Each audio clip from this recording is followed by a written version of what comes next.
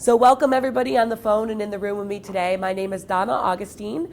I am the program director of the Youth Science Cooperative Outreach Agreement out of Virginia Tech. In your red folder, and also if you're on the phone, you receive this over email, there's a one-page handout on the Youth Science Cooperative Outreach Agreement. So what I'd like to do is give you a brief background on that as we continue to wait for Louis to come into the room.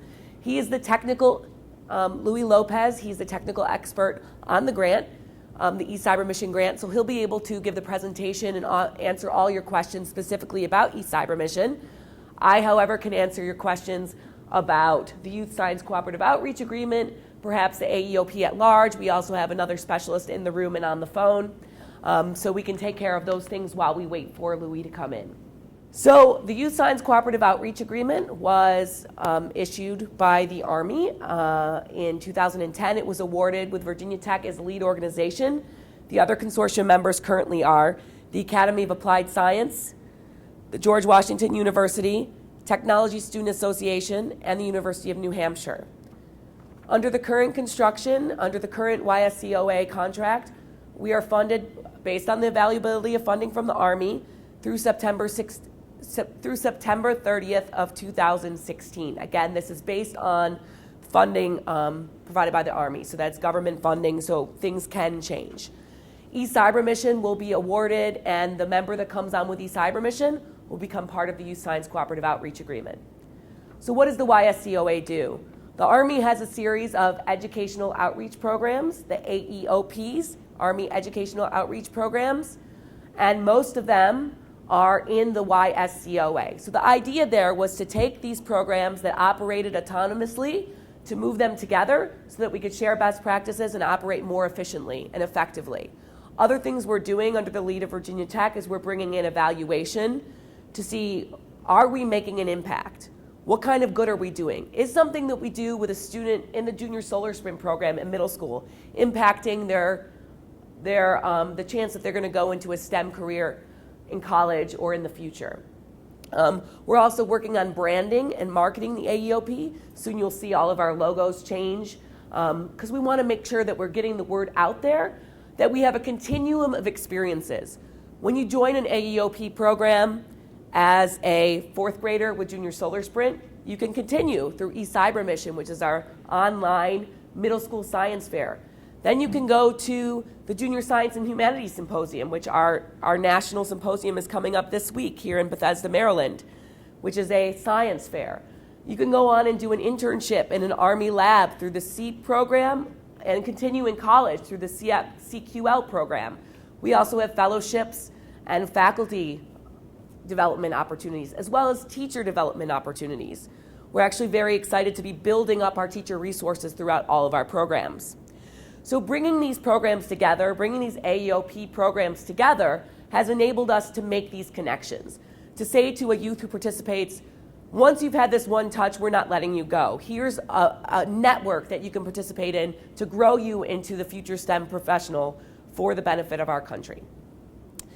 So on this, I've also listed the general AEOP YSCOA missions to increase the number of STEM graduates to address the projected shortfall of scientists and engineers in national and Department of Defense positions. To point on that, we are not a recruitment program. This is funded by the Army. Our general purpose is to get students to go into STEM careers for the benefit of our society. We do focus on highlighting careers with Army labs and in the Department of Defense, but really getting a student to go into STEM is the overall mission there. We are not recruiting them to join the military. This is very important. Some parents, rightfully so, want to know how their child is being impacted by the military, how their information is being used. We are not a recruitment organization. We are, however, highlighting STEM careers with the military and with the Department of Defense. One of the other things really to note is many of the labs in universities are funded by government grants as well. So this is all part of our big picture. We want to build our future STEM workforce. We want to expand the involvement of students in ongoing Department of Defense research. We provide STEM educational opportunities for students at all ages of their K through 12 undergraduate and graduate careers. So I call this K to Gray. We want to entice students into college-level DoD programs. What we really do is try to inspire youth to go into STEM at the K through 12 levels. At the college level, we're really trying to find those most talented students to really draw them into the Army and DoD careers that we have. And we want to inform students about military or civil service career opportunities in STEM. So that's the overall missions of the YSCOA. So how does this work? You're here thinking, okay, it's an Army grant, but then there's this YSCOA, there's the AEOPs. How does all this work? What would you have to do as a member of the YSCOA? Well, as a member of the YSCOA, the Youth Science Cooperative Outreach Agreement, you'd be expected to participate in our consortium. We have quarterly consortium meetings, which means that you would be expected to travel to those meetings. Currently, most of our members are on the East Coast. We also have opportunities to call in, video conferences, et cetera.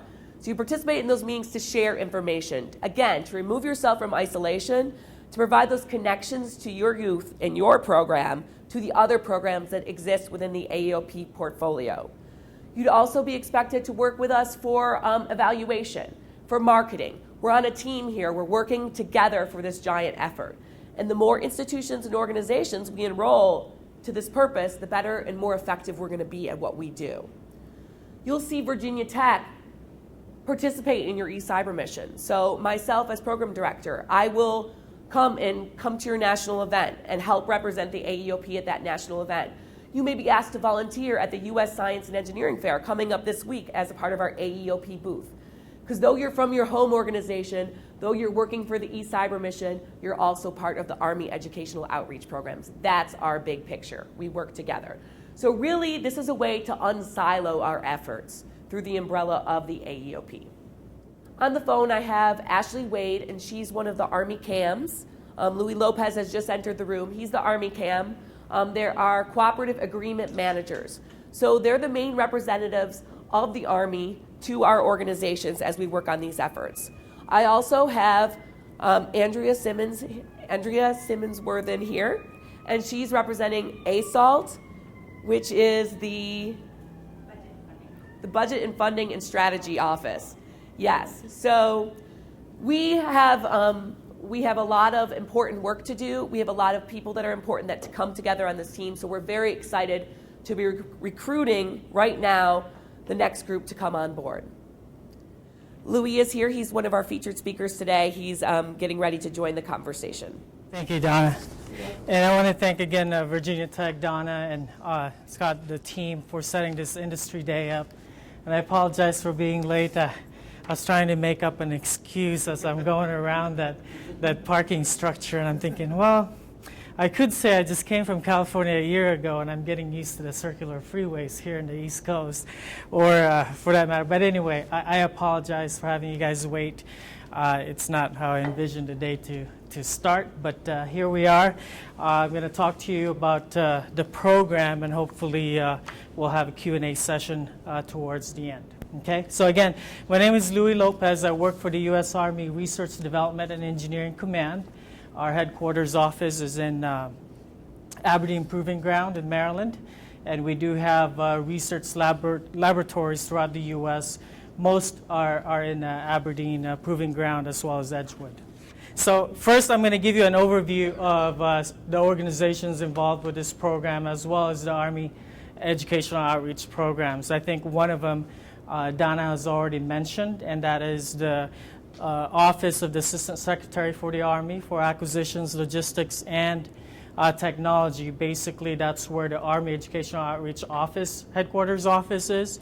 They are our funding agency. They set policies and guidelines for all of Army educational outreach programs, including eCyberMission.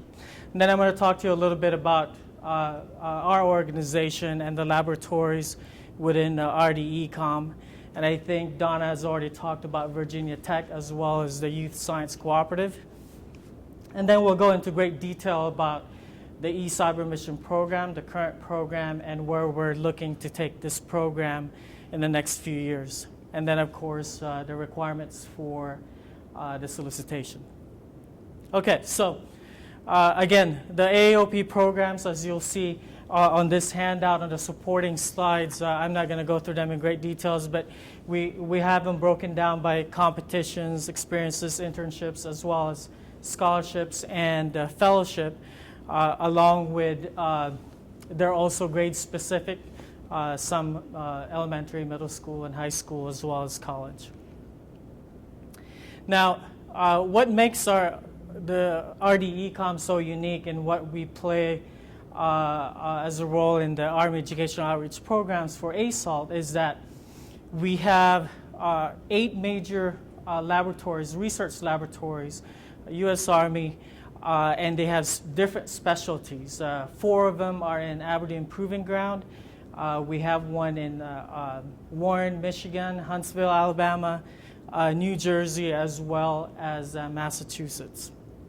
And with that, we have about, I think this data is about 2009, so we have about 17,000 scientists and engineers that work for the U.S. Army, just for RD-Ecom, within the U.S. Army, and about 56% of them work for RD-Ecom. That's why a lot of the educational outreach programs, there is that unique relationship that we have with our STEM professionals, engaging with the students and hopefully getting them interested into STEM and building that next generation of STEM talent.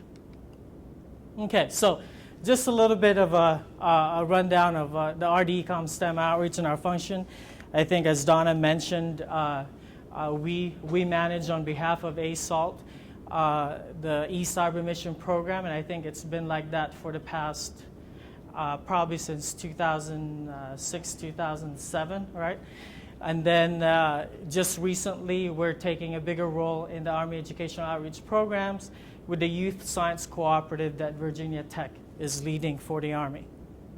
Okay, and we also engage in regional STEM efforts in northeastern Maryland, as well as other local and national STEM initiatives. One of the things that we would like to venture out to with, not just with eCyberMission, but all of our outreach program, is to reach out to the more underrepresented groups. Okay, so just to give you a little bit of an overview of the eCyberMission program, if you haven't already known, this picture actually, just recently we had a couple of teams invited to the White House Science Fair. So we were thrilled because I think the first White House Science Fair, we only had one team go. These 2 teams, one from San Antonio, Texas, and one from North Carolina, were invited to showcase their project. But basically what eCyberMission is, it's for 6th to 9th graders. It's basically an online science fair.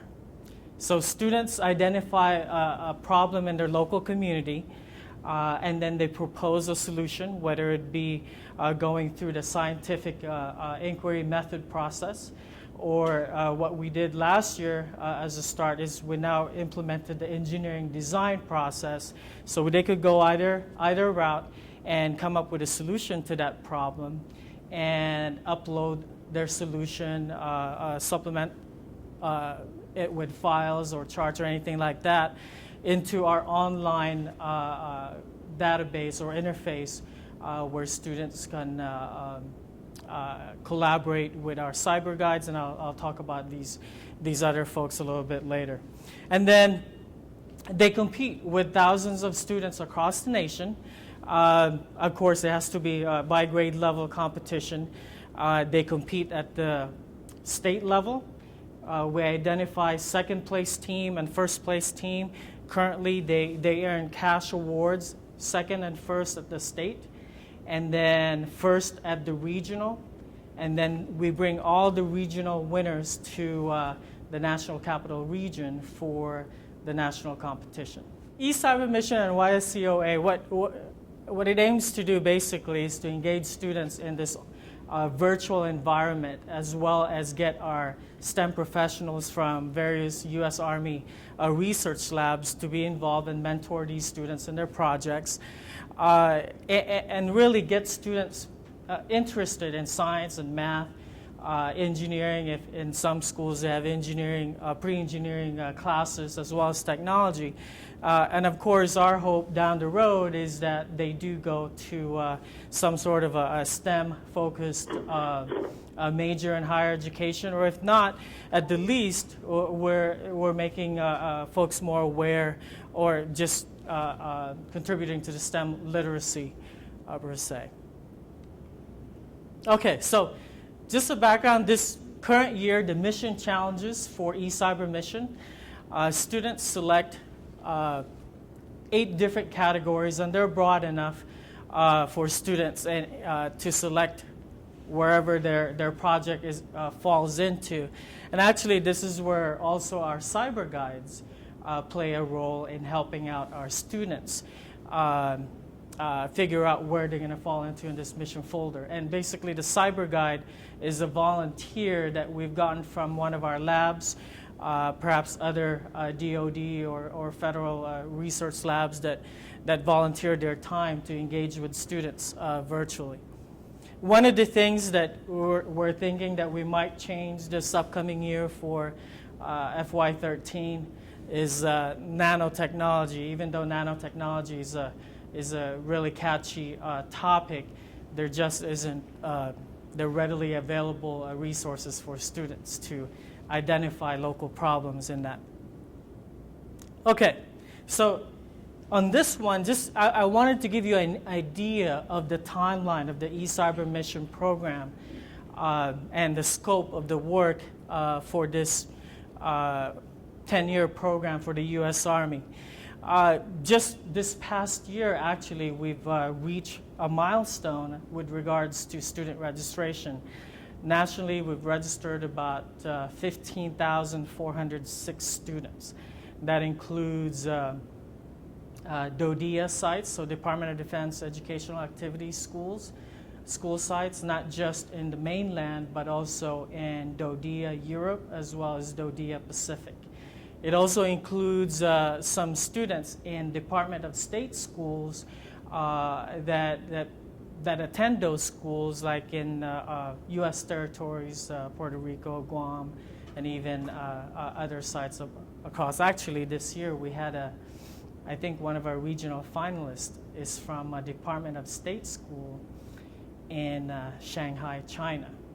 So even though they're outside of the United States, if they're a U.S. citizen and they want to get involved in our program, they're still able to do so if they are participating at a Department of State school. Another thing, just to give you a little bit of an idea of the scope of work, our current team has to coordinate about 1,400 volunteers, and that's all done virtually, by emails, by phone calls.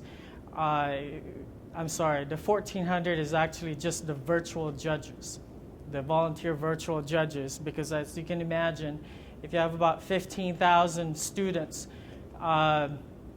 probably a few of them, let's say, don't submit. Let's say about anywhere from 70 to 80% submit. It's still a good number of mission folders to score.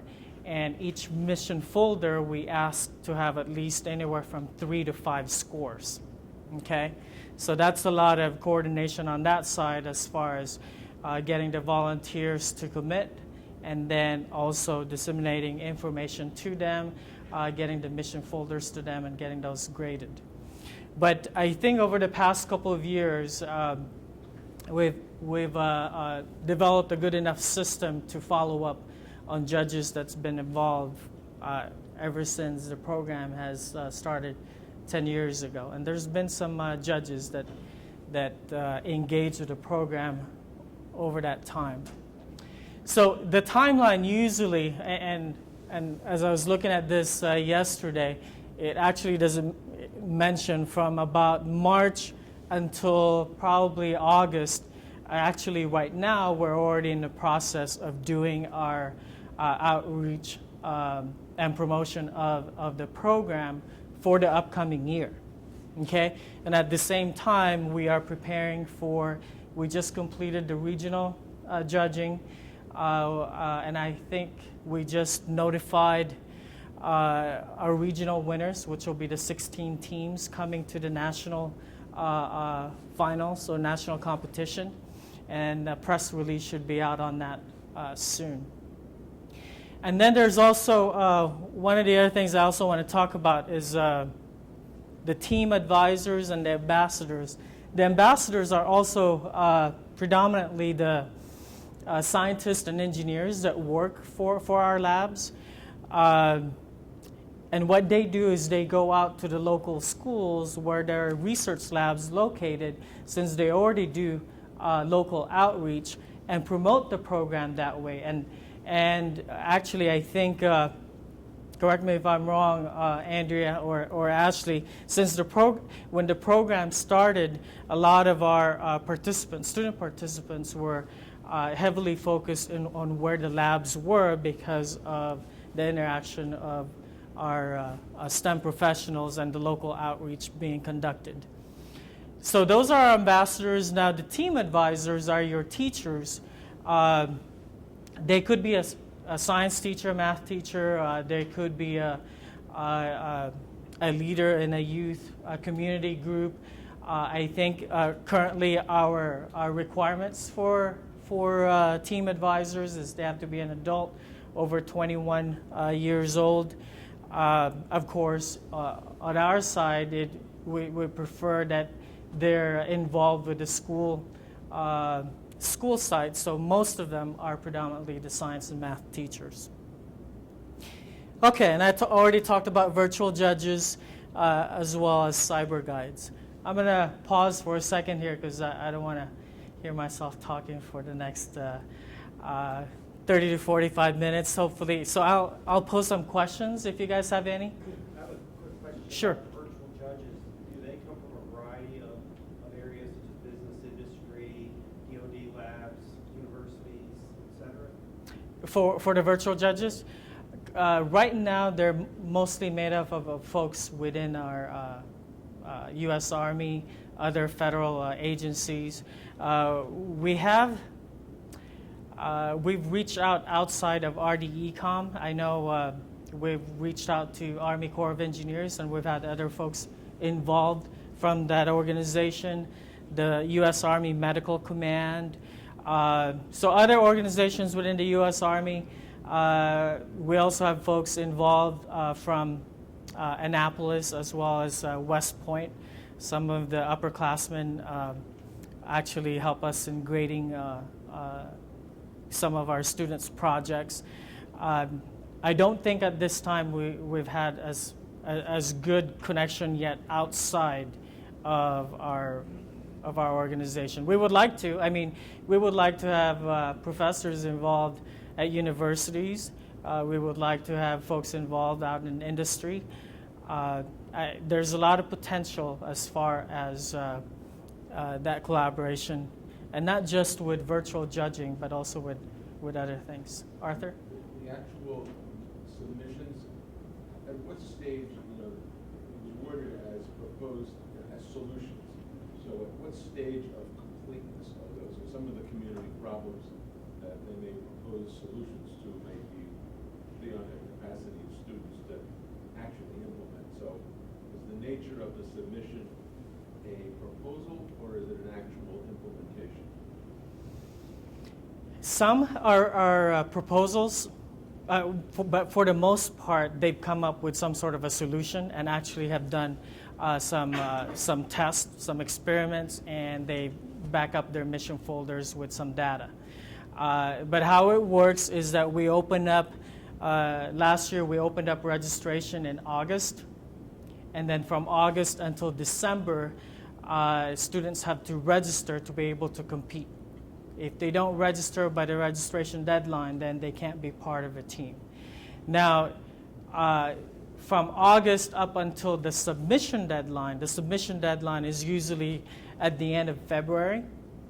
Okay, so from August up until February, they could already be working on their project. Actually, what we've done with the competition rules this year is we've moved back, or we've put a starting point with regards to students starting up their projects. Because some students, especially And what we've found, students this year, let's say they didn't make that second cut, but they know they were so close and they want to get started on their next project, but we don't want to say, okay, wait until August.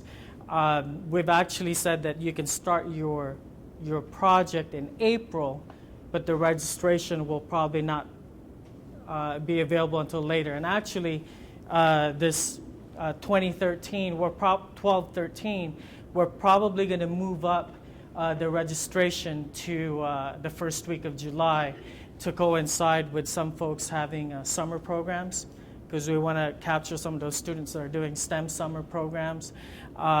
Some sites do year-round schools, and usually year-round schools start first week of July or just second week of July. So we also want to capture those students and get them started early on. Okay, any other questions? You said you had 1,400 virtual judges. How many team advisors? Team advisors this past year, I believe we had about 698. Okay. Any other questions? Okay. So that was a good little break. And again, right now we're planning for our national judging and educational event. We're 16 teams, 4 teams per region, and per grade level come up to the National Capital Region. Okay. So here's what we do at the National Judging and Educational event. One of the things that we do is actually bring some of our scientists and engineers, as well as some of the technology exhibits at our different labs, to engage with the students. And last year we called it U.S. Army Labs Day, and we had 12 different exhibits, and students were exposed to these different types of technology exhibits from our labs. Anything from robotics to night vision goggles and the armor that our soldiers wear. Okay, and this year we're actually looking for other folks engaging in our Army Labs Day. Okay, so we're celebrating our 10th year this year, and just to give you an idea, this last year our award winners at each grade level. Currently, the way it works right now, first place winning team, or last year's first place winning team, each team member could win up to $8,000 worth of U.S. savings bonds. Okay, there will be some changes in that award structure, so that's something that the new provider, the government, and the CAMS and the Youth Science Cooperative Agreement will be involved as far as leading that to the next stage. Okay, so now some information about the proposal or the RFP. Again, as mentioned on the RFP, there will only be one award for this solicitation. And the initial period of performance, and I don't know if Donna has mentioned this earlier, currently the Youth Science Cooperative, the period of performance for that cooperative is from October 1st to September 30th of the following year. Now, since our current provider ends in August, we want to make sure there's a month overlap for transition. So we're looking to bring in a new provider around first week of July, and that initial period will run 15 months from July 2012 to September 2013. Okay, and award, again, I'm sure you guys hear this all the time, but we always have to say it now, pending budget approval. Award for the initial period of performance is $3.2 million, and again, subsequent awards could be up to $2.9 million for this project. Of course, the initial period of performance will be subject to performance evaluation for award the following years. Okay, participation in the Youth Science Cooperative Agreement. I think Donna also mentioned this earlier, that when a provider has been notified, they do have to become a member or formally become a member of the consortium. Okay? Now, the place of performance, of course, will be primarily done at your organization's location. Of course, being a national program, travel will be required, especially if it's if Aberdeen Proving Ground, and as I was hearing everyone's location, looks like not, they're all over the place. Travel will be required for meetings, not just with the Youth Science Cooperative Agreement, but also meetings with the government program manager in the Aberdeen Proving Ground. So anyways, any questions so far with that? Okay. Now, a letter of intent is required, and that will be due 14 May. And that could be submitted electronically to Donna Augustine. The email should also be on the RFP. Okay? And then the full proposals will be due 15 June, also submitted electronically to Donna. Okay? And just to go over the timeline, we're looking to announce a provider the first week of July. Okay? The other dates I've already mentioned earlier. And hopefully shortly after that, we'll get you in place and we'll talk about plans and transition. Okay. Now, this is just an overview of the 5 major tasks on the program requirements. And I'll go over some of them in detail. Some I won't go at. You have a copy of the RFP. But task 1 is basically outreach in coordination with the Youth Science Cooperative and all the other Army educational outreach programs.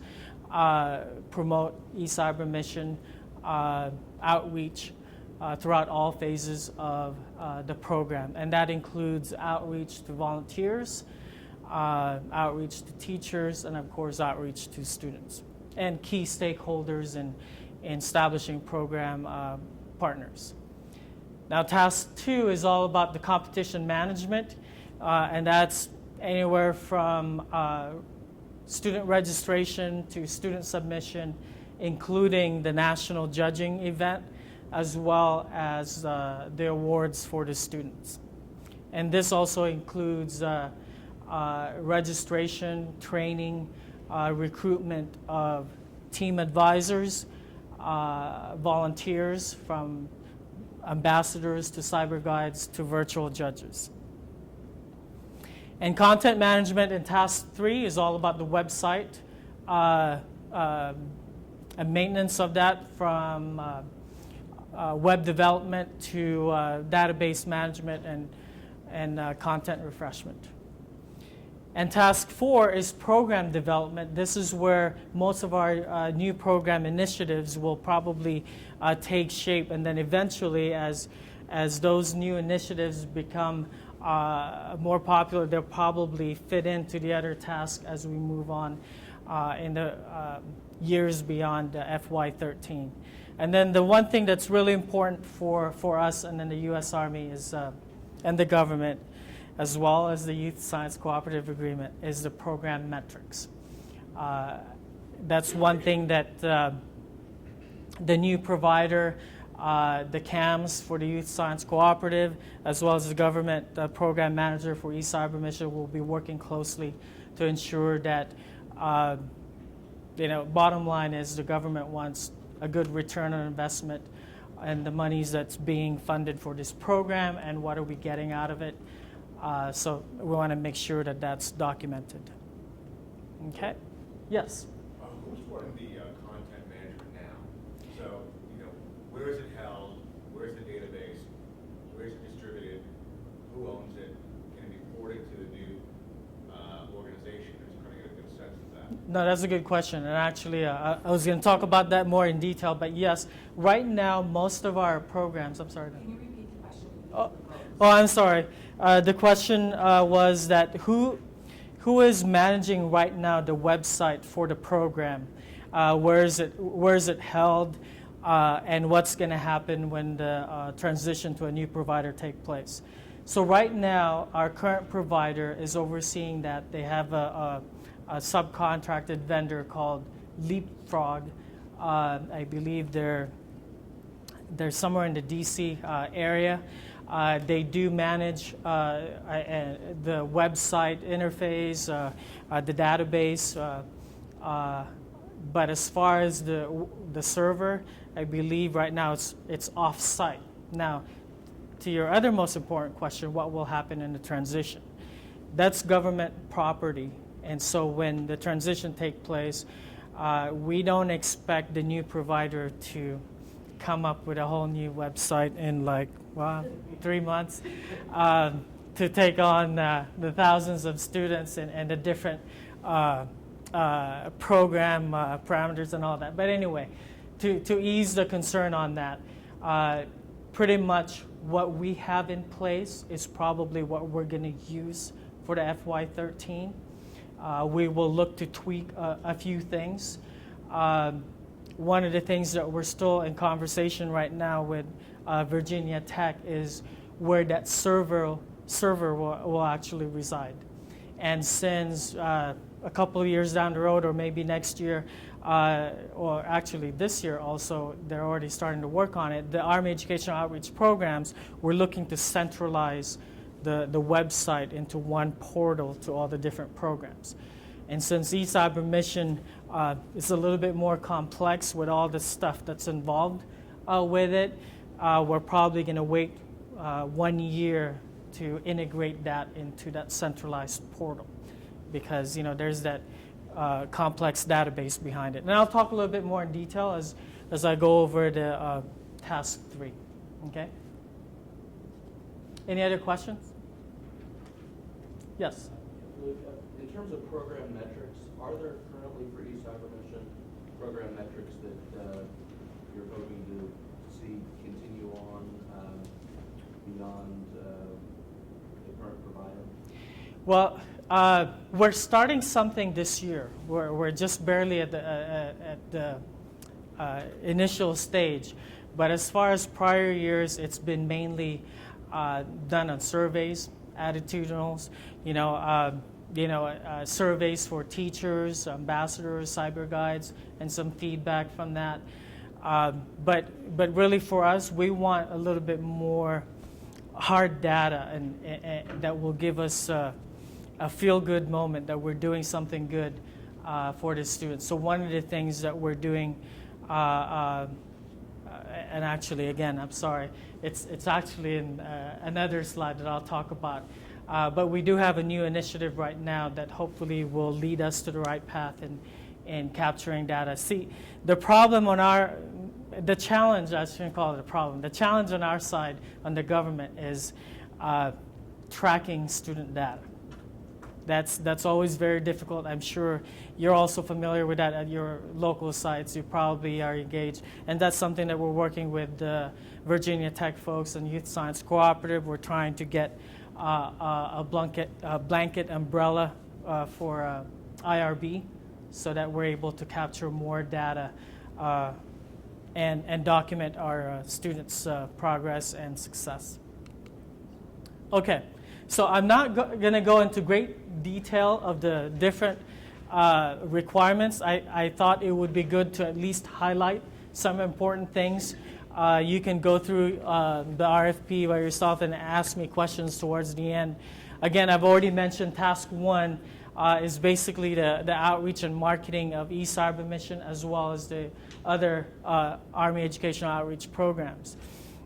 Next, also, the other thing that we're making a more concerted effort in is reaching out to the underserved population. And then, of course, increasing our pool of volunteers. As you increase student participation, you're going to have to increase your volunteers, because that will be a lot more scoring to do. But I'm really optimistic, as one of the questions came up earlier. We haven't done a good job on this end in engaging with partners outside of the research labs or folks that work for the U.S. Army, and I hope that the new provider can bring in that network of folks from industry and academia to get folks involved in the process. Did you have a question, Art? Do you have any particular targets in terms of expansion, in terms of numbers of students? Yes, I do. I didn't put it on here, but I know it's on the RFP. I believe the first year we're looking at hopefully about 20,000 students. And then I think the following year after that, and I'm sorry, I should know this, I wrote that, but It's in there. okay, yeah, it's in there. And then I also put a percentage of, I believe I said about 65% submission rate for projects. Okay, and then I also put some ideal fits for what would be a good ratio for virtual judge to the number of mission folders that they score. So that'll give you an idea of how many virtual judges you need to recruit. But on the good side of this is that in the past couple of years, our virtual judges have increased every year. So I'm hoping that trend continues. Okay, so task 2, competition management. I talked about this already a little bit earlier. So it's all about the competition part of the program. So one of the things that I found when I came on board over this past year on this program is that I want folks to see this more as a program to promote or help students with STEM literacy, get students engaged so that they pursue STEM education beyond their secondary years, and not just competition. It just so happens that competition is part of this program. But what are we really trying to teach the students? We want them to apply the scientific inquiry, scientific method, and all the concepts that they learn in their math and science classes, apply it so that they retain the information and have a higher aptitude in those subjects. Okay? All right, so task 3, again, as I said earlier. I'm sorry, who is that? Max Daisy, Miami-Dade College. Go ahead. I have a quick question in terms of the number of students to be registered. I just want to make sure that something is clear. Okay. Year 1, it says 20,000 students. Year 2, it says 25,000 students. Does that mean 25 new students or an increase of 5,000 students over the previous year? That's a good question, and I'm sorry if I didn't clarify that in there. Yes, it would be 25,000 total for that second year. So that would be just an additional 5,000, not a total of 45,000. But why not, right? I could be hopeful. Okay. So yes, and that's the same thing for the submission. Okay. Okay. Thank you for that question. So task 3, website content management, just some current specs of our website and our database. Right now it's sitting on the Microsoft Server 2003 32-bit. It's a Windows operating system, and the database language used for our database associated with it is SQL. Okay, and again, I mentioned possibly centralizing this effort in next year. Okay, so program development.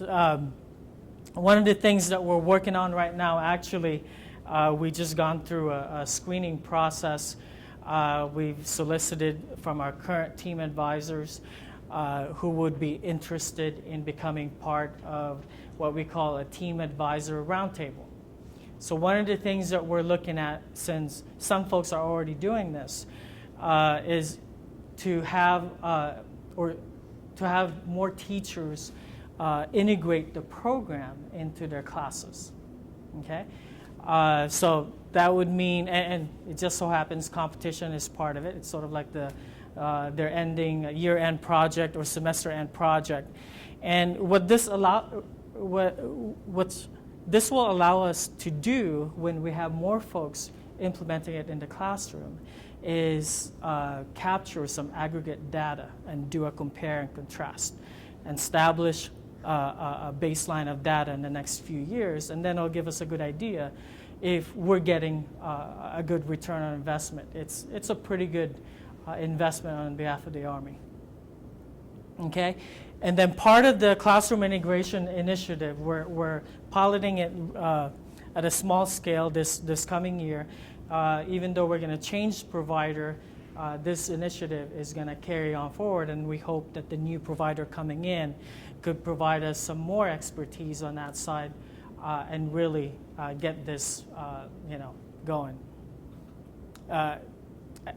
In a couple of presentations before, when I give an overview of eCyberMission, right now we have, like I said, 15,000 across the nation.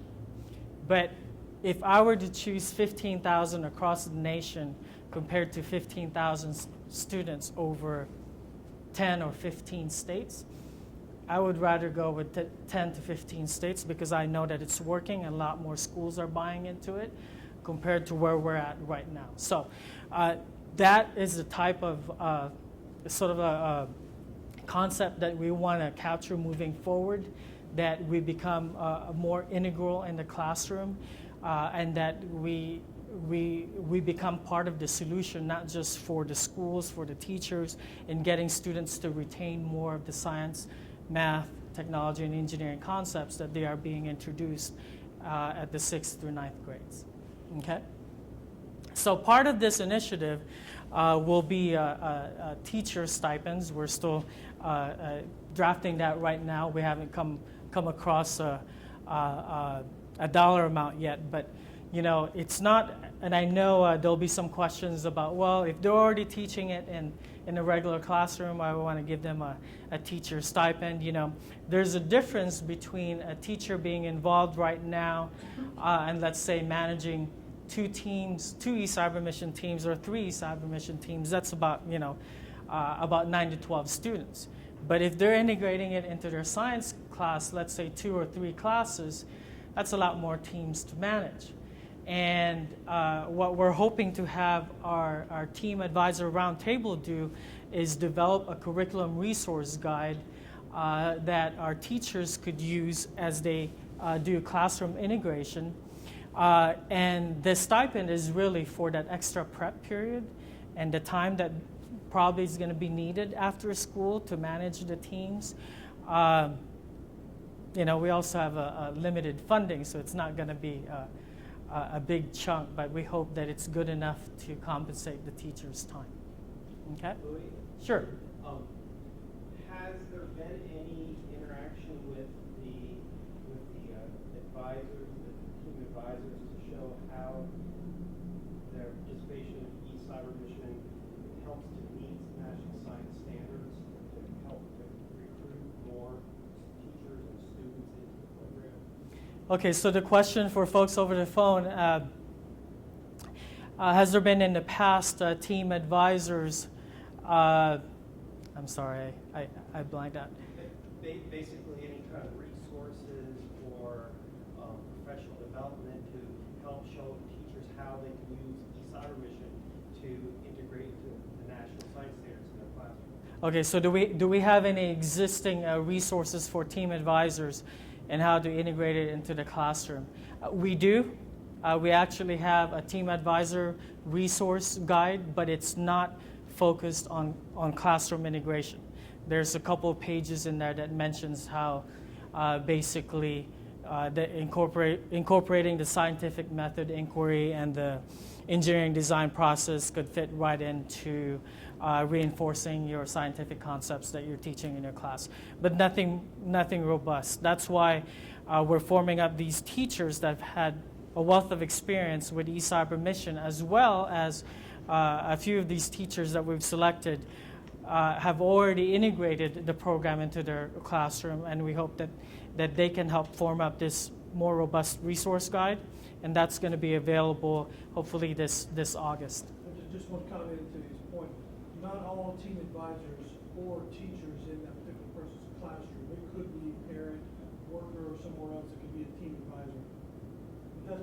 exception to the rule, but you do have team advisors that aren't teachers of those. That's correct. There are other team advisors, not necessarily a science or math teacher at a school site. Arthur? With respect to the budget, teacher stipends, prizes, those sorts of things, which are they part of the provider's budget? And if so, how do we know what sort of guidelines? Because we were saying that both the prizes and the stipends are kind of not quite decided yet for the coming year. Okay, so the teacher stipend, I'm looking right now, I'm looking at hopefully we get 50 teachers to buy in for next year. We've had a good response when we sent out an initial survey and see who would be interested. I believe we had 80 teachers showed interest in being part of this roundtable. I only had room to select 10, but I did mention to them that even if they're not selected to be part of this group that develops this curriculum resource guide, that next year they could still participate as part of the group that will be doing the implementation. Now, that being said, I'm looking at about a $2,000 stipend for teacher for the entire year. There are some other things that we're looking at, but that would be part of the program development. That's why that part of the budget, as you can see in the RFP, it has a little bit of cushion compared to some of the others. Prizes, are they part of the provider's budget as well? Yes, they're part of task 2. There's a budget figure in it for that, in the RFP? Yes, yes. But not in great detail. You can look at how the current awards are right now, and I believe it's mentioned on the program brochures and the annual report. Okay? All right, and then the other thing, I'm sorry for the misspelling here, but the other thing that we're incorporating in the program development is hopefully the new provider in working with the Youth Science Cooperative Agreement as well as the government PM.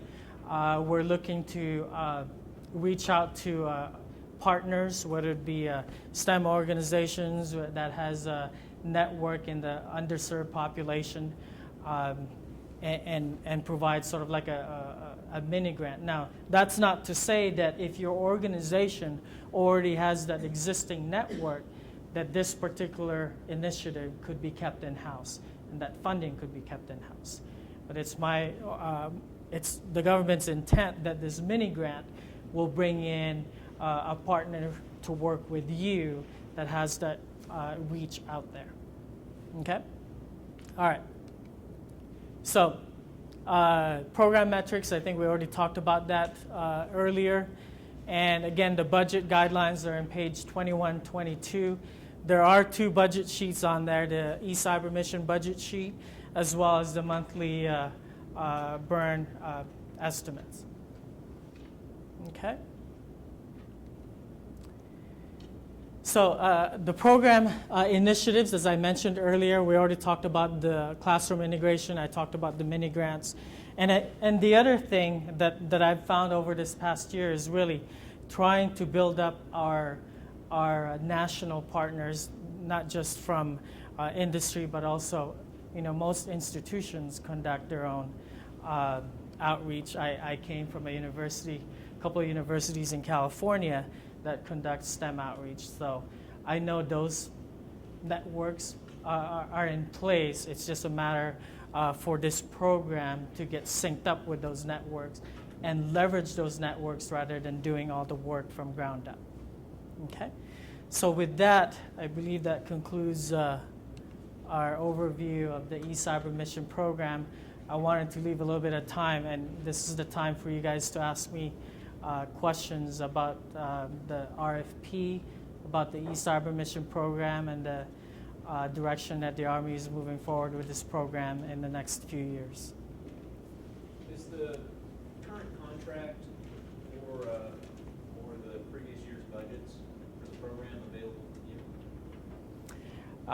you?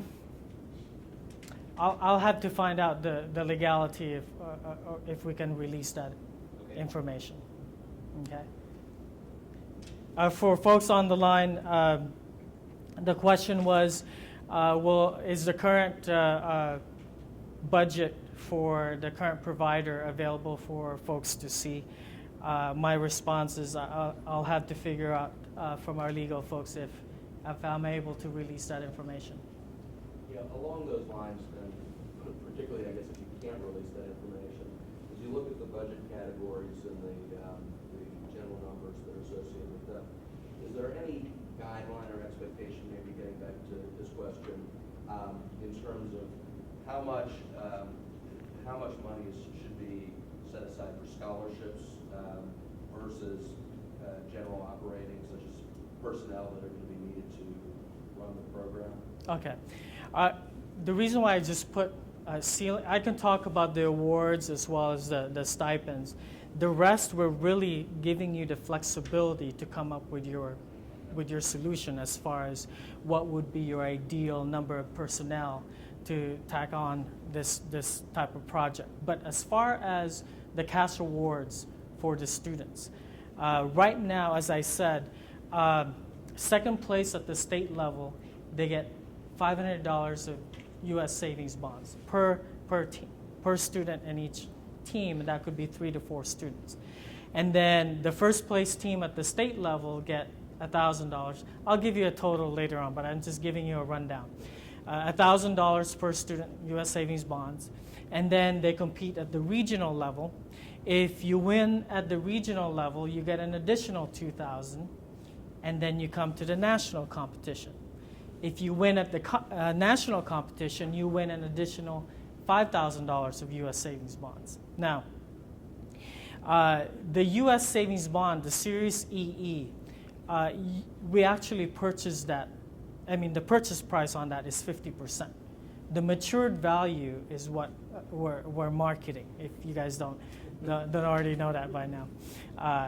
We don't have, I wish we had that much money to throw around, but it's still a significant amount.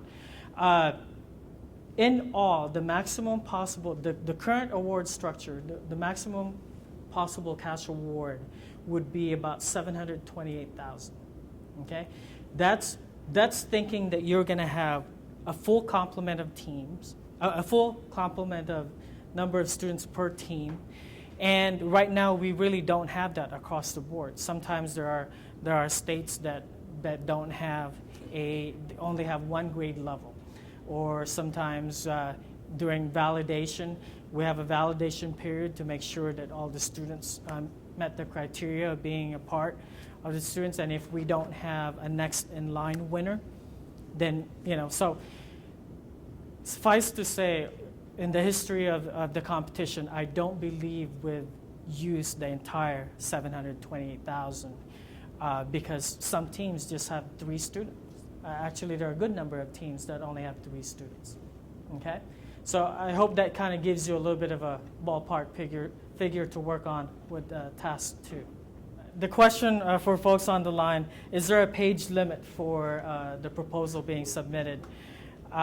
I looked at the prior proposal submitted when the program was solicited way back in 2007, 2008. From the looks of it, it looked like they didn't have a limit. But I want to leave it up to you to use your better judgment and know that there are some folks that have to spend a lot of. And how many pages were in the winning entry? That's a good question. I'm sorry, I didn't count the pages, but it was significant. And I know NSF sometimes they allow folks to provide an appendix, and sometimes mostly they don't. But they tell reviewers that you don't have to read the appendix, and everything that matters should be in the narrative. Right. But the prior proposals did have an appendix in support of their proposal. Okay, question, and then I'll get back to you. Are there any current formal partnerships with some of the other service organizations or not-for-profits At this time, no. But that's where we want to go.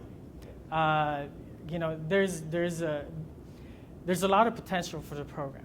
And I think even though we've been around for the past 10 years, we're still barely at the surface. I mean, one of the other Army programs that's been around for a long time, the Junior Science and Humanities Symposium, right now is celebrating their 50th year. They have formal partnerships with the Army and with the Navy and the Air Force as being part of the program. Now, is that somewhere where we want to go with eCyberMission? More than likely.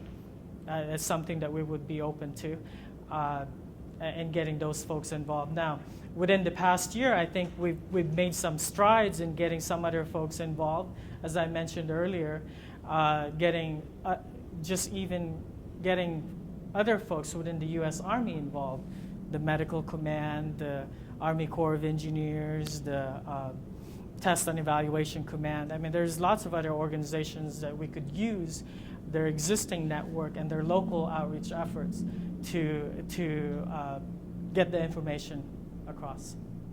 Okay, I'm sorry, I'm back to you. I appreciate it.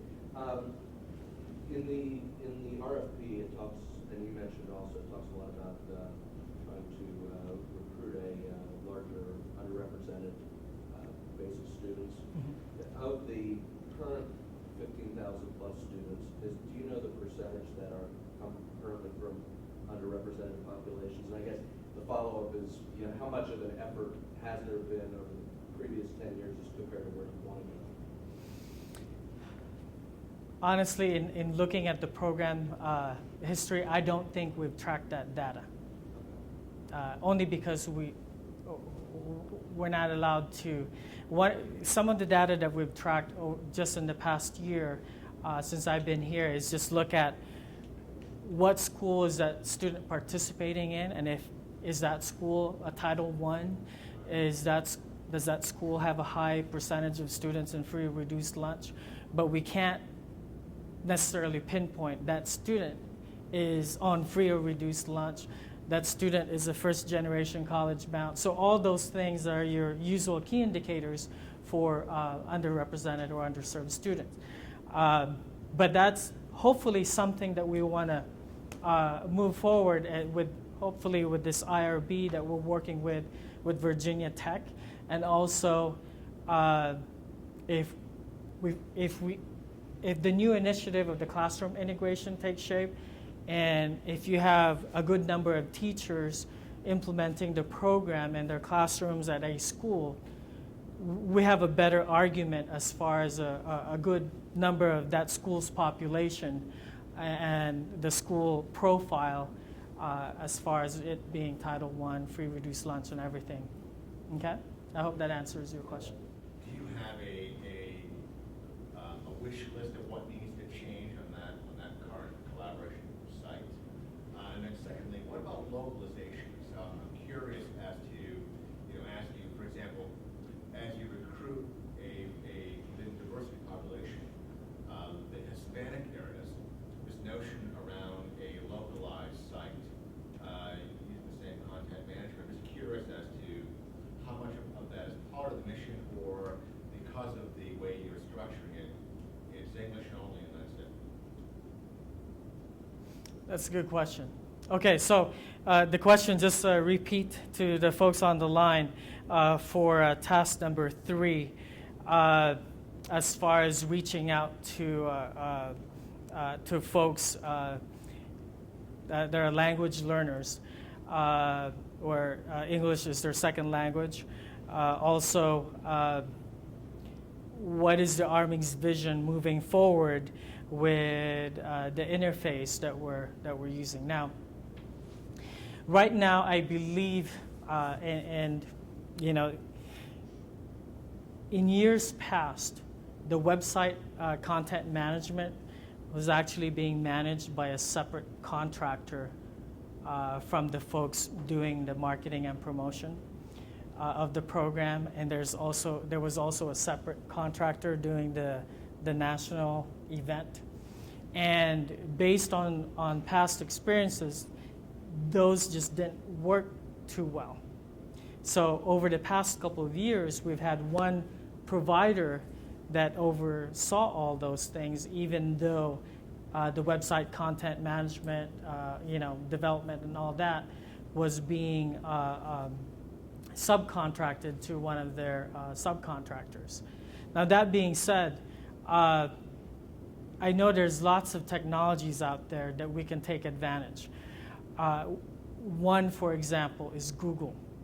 I mean, really, I don't know if you guys are familiar. I mean, you guys should be familiar with Blackboard, Moodle, all these different online learning management software.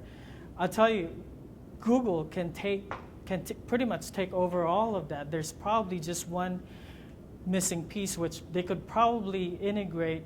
Well, you could probably integrate in the Excel online sharing, but the one missing piece that those Blackboard and Moodle have is to maintain grades or scores or anything like that, unless that has changed over the years with Google and all its online apps. I mean, look at what they have right now with, the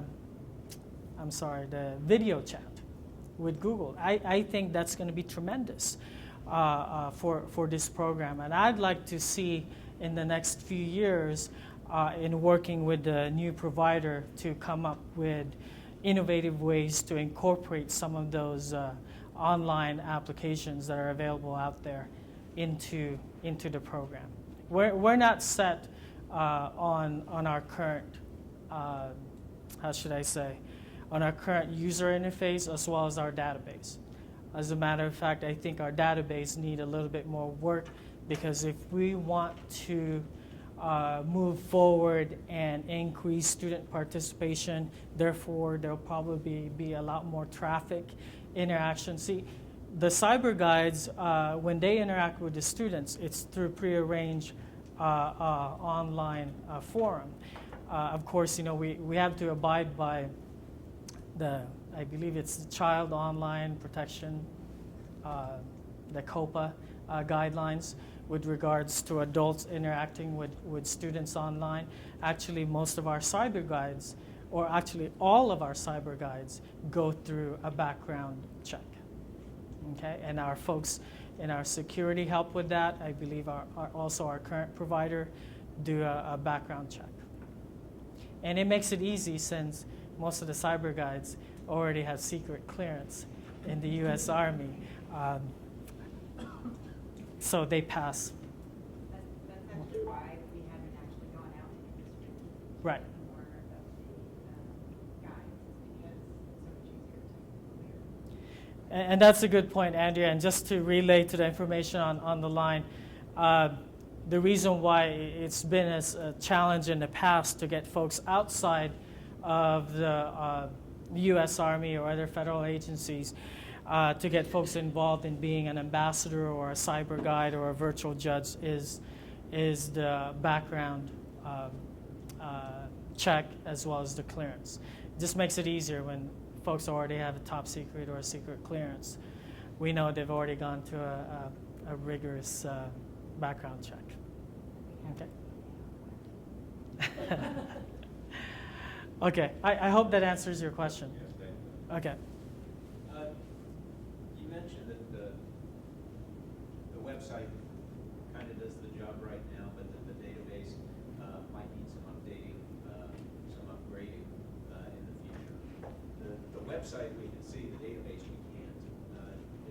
Is there a way you can get us access to at least the structure of the database so we can see what you currently have? Okay, I can see what we can release on that. Or even a representative sample. PDF version. Yeah, mock database. Okay. Representative sample or something. So we can see the fields and how you got things tied together, Okay. the software you're using and all that. I'll work with our current provider and see if we can get some sort of a guest account, or also go through their subcontracted company and see if we can provide you guys some information. And do me a favor, for those who are interested in getting that information, if you could just email Donna, and I'll get that to you. Okay? I think also when you make it available, it's are done as one person, it has to be available to everybody. So, Okay. Yes, it'll be All right. posted on our web. Okay. So we'll post it on the Virginia Tech RFP for eCyberMission. Okay. Any other questions? For the national event where people come together, is there, are participants responsible for any of their costs, or is that all part of what the grant will provide? It's all included in what the grant will provide. none of the Army programs will ever charge students or teachers. Right. But if parents or anyone else want to come, is that on their own? Okay, that's a good question, and I'm sorry. Let me relay that question first to the folks on the line. The question was for the national event and the cost of conducting the national event. Is that included in the grant award? And the answer is yes. What about? And also there was a question about charging, or is there a charge for attendance at the national awards? No, there isn't. In the past, and we've done this also last year, and I think we're also going to do it this year. You know, it's a big deal for students to make it to the national stage. And actually, when our director of our headquarters in RD Ecom, or our deputy director, were calling the regional winners, it was just this past Monday. I mean, kids were screaming on the line. They were, you know, I mean, it was just, I mean, it's a lot of work throughout the year. So to be recognized and to come to the national stage is really huge. Now, that being said, in years past, some parents did tag along, but their travel and their expenses is at their cost. The only thing that we provide for the national judging is the team advisor and the 3 to 4 students that's part of that. But you know, if the parents want to engage, they're more than welcome to engage in the competition and all the festivities that week. You know, there are some security guidelines that they would have to abide by, and that will be provided to the parents, just like we're going to do this year, because, you know, the U.S. Army and the Department of Defense take security very seriously, and when we have 64 students at our responsibility, we make sure that they are well secured wherever they're at. Okay? So, I just want to bring up a question, Monica with Miami-Dade College.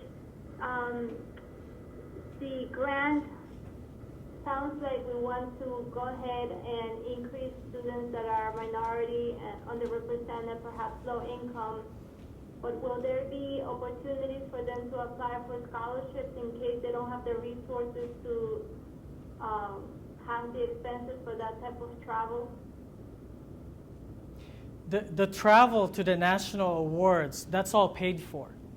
You know, okay. So when this, I'm sorry, go ahead. So the travel, hotel stay, everything is paid for the participating students? Everything is paid, including that one team advisor, teacher, or someone else in that local community. From airfare to transportation to and from the airport to the hotel to the site of the competition to the awards, everything is paid. Okay, thank you. Question? I do want to go back to the notion of content management and the database. Okay. I think this is a great idea to actually utilize the existing platform, like what you say, Google Apps and Moodles and Blackboard, that kind of system. And at the same time, you know, it's almost like you can make this as open as you want, and then we also need to worry about the security and not the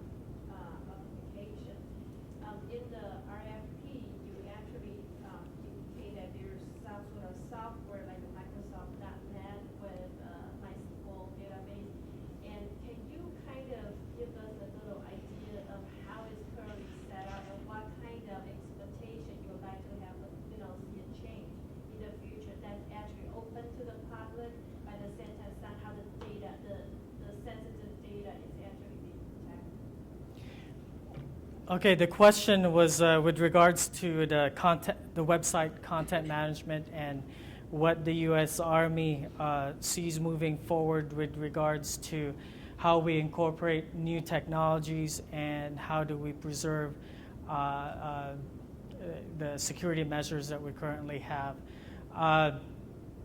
It is our intent moving forward that we do maintain that security feature. Again, abiding by the COPA regulations, as well as, it's a big, believe it or not, we have folks, almost every Army organization have this legal counsel that we have to consult with everything that we do on behalf of the Army.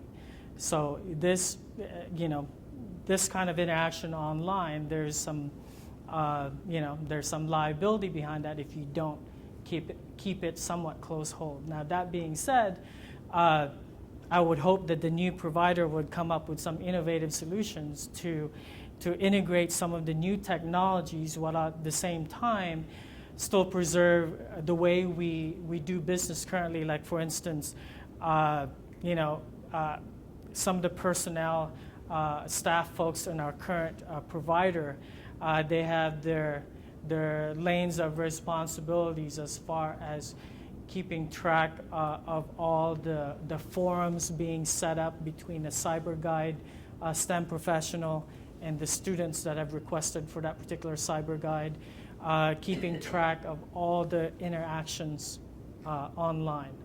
Now, I would hope that there is some other automated method out there that will make that more efficient rather than spending a lot of man hours.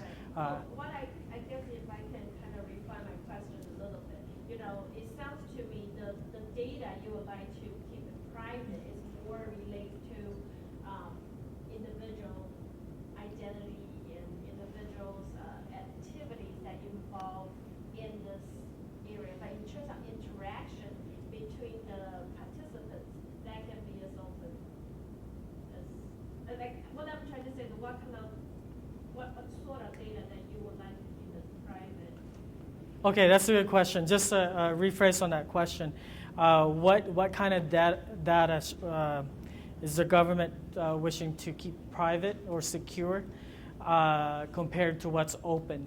Right now, if you haven't had a chance to look at the program website, a lot of what's public is more informational. What's secure are all the students' projects, mission folders, all their personal information, okay? As well as team advisors, as well as our ambassadors, cyber guides, everyone who's involved. And within that security, how much asset do you actually just allow everybody to, once you enter that group as a student, do you get to see other groups work, or they are all having their own tracks right now? They are not able to see, only because, for competition's sake, they're already competitive as it is. So, Okay. but being able to see, but as far as having control on our side to provide resources for students to see, let's say, sample projects or the winning research projects from prior years, we do post that online. Okay. Any other questions? I just have two more.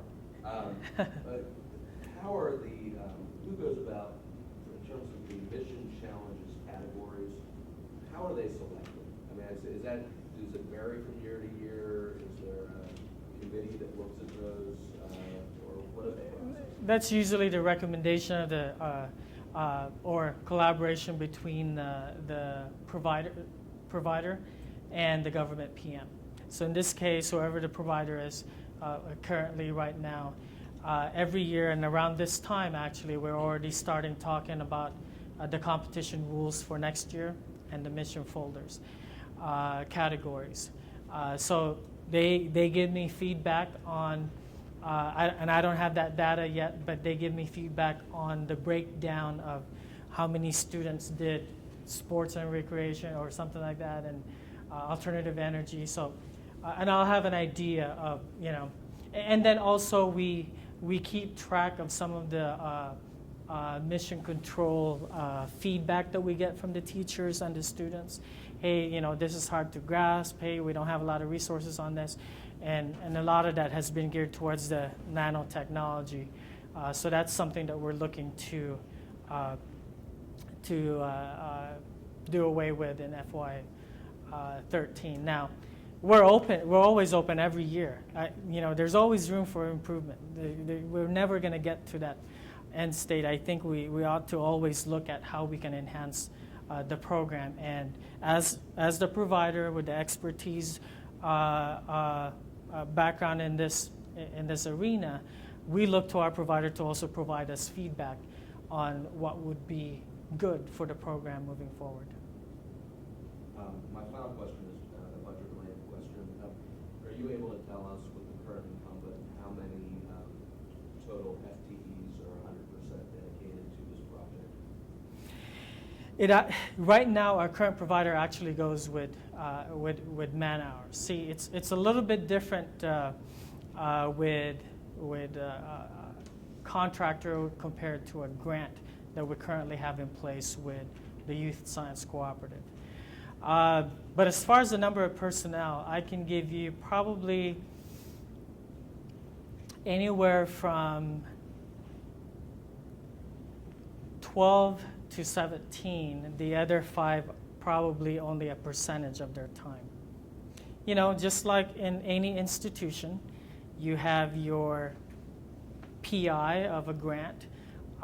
Some PIs are either 100% involved, but I haven't seen those PIs. It's mostly, 5-10%. So in the industry and our current provider, it works the same way. They have leadership folks that are involved with the program, principal investigator, and so on, down to the actual folks running the program. Okay? But that should give you an idea with the number of personnel. Okay. Is there a formal partnership with Girl Scouts of America, or is that not? Right now, we don't have a formal partnership with Girl Scouts of America. I do know I've had several conversations. I'm sorry, I keep forgetting. Relay the question to the folks online. The question was, is there a formal partnership with Girl Scouts of America? We've recently connected with them. I met the national board chairman. I believe it's Miss Connie Lindsay. And I've had conversations with her. They are interested in being part of the eCyberMission program as far as promoting the program. And actually, I'm hoping that in the near future we'll have a more serious conversation about eCyberMission and the Junior Science Humanities Symposium being a part of their award structure. Girl Scouts for middle grades, they have a silver award. And for high school grades, they have the gold award. So I'm hoping that the STEM requirement in those levels will be the U.S. Army eCyberMission and the U.S. Army JSHS program. And that would be a great network for us to leverage. Okay? Any other questions? Okay, folks. Any other questions from the folks online? Again, okay. Did she say she had? Again, I want to thank everyone for coming here to Industry Day, and feel free to email your questions to us as you are finalizing your proposals or getting your thoughts together for your proposals. And all questions should come over email directed to me, and then we will post a frequently asked questions list on the website. Great. Thanks again for coming, and I'm sorry for the delay. And I'll stick around if you guys have any questions for a little bit. Thanks to everyone online. Thanks, Ashley, for dialing in.